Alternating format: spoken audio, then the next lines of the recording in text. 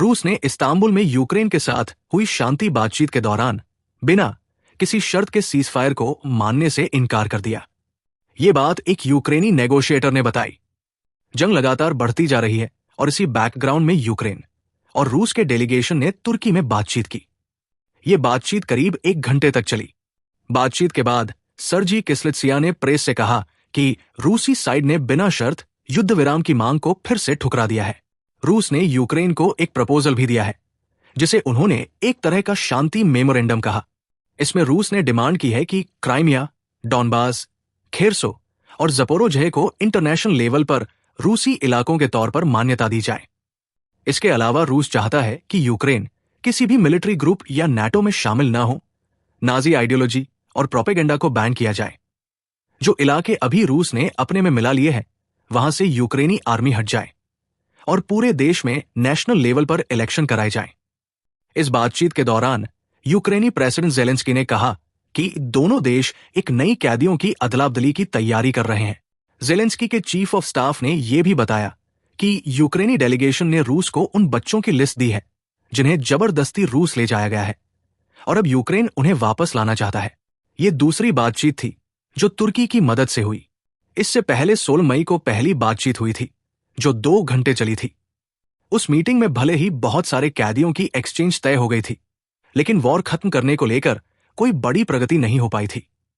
Ukraine का कहना है कि रूस ने जब बिना शर्त सीजफायर का आइडिया रिजेक्ट किया तो रूस के चीफ नेगोशिएटर व्लादिमीर मेडिंस्की ने यह जरूर कहा कि उन्होंने 2 से 3 दिन का सीमित सीजफायर प्रपोज किया है, वो भी कुछ खास एरियाज में, ताकि कमांडर्स अपने मरे हुए सैनिकों के शव इकट्ठा कर सकें।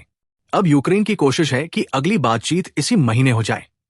यूक्रेनी डिफेंस मिनिस्टर रुस्तेम उमेरोव ने कहा कि हम रूस को प्रपोज करते हैं कि 20 से 30 जून के बीच अगली बातचीत रखी जाए।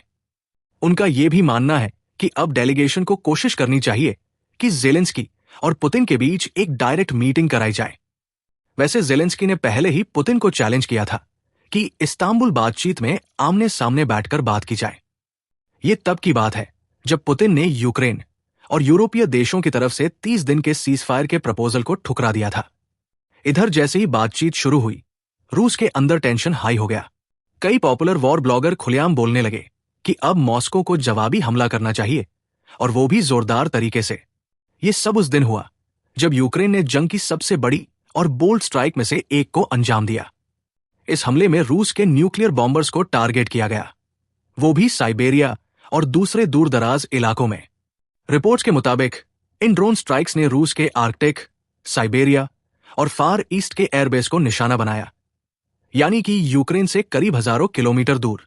यूक्रेनी पार्लियामेंट की मेंबर किरा रुदीक ने इस ऑपरेशन को लेकर कहा कि 40 रूसी जेट्स का खत्म होना कोई एक्सीडेंट नहीं है।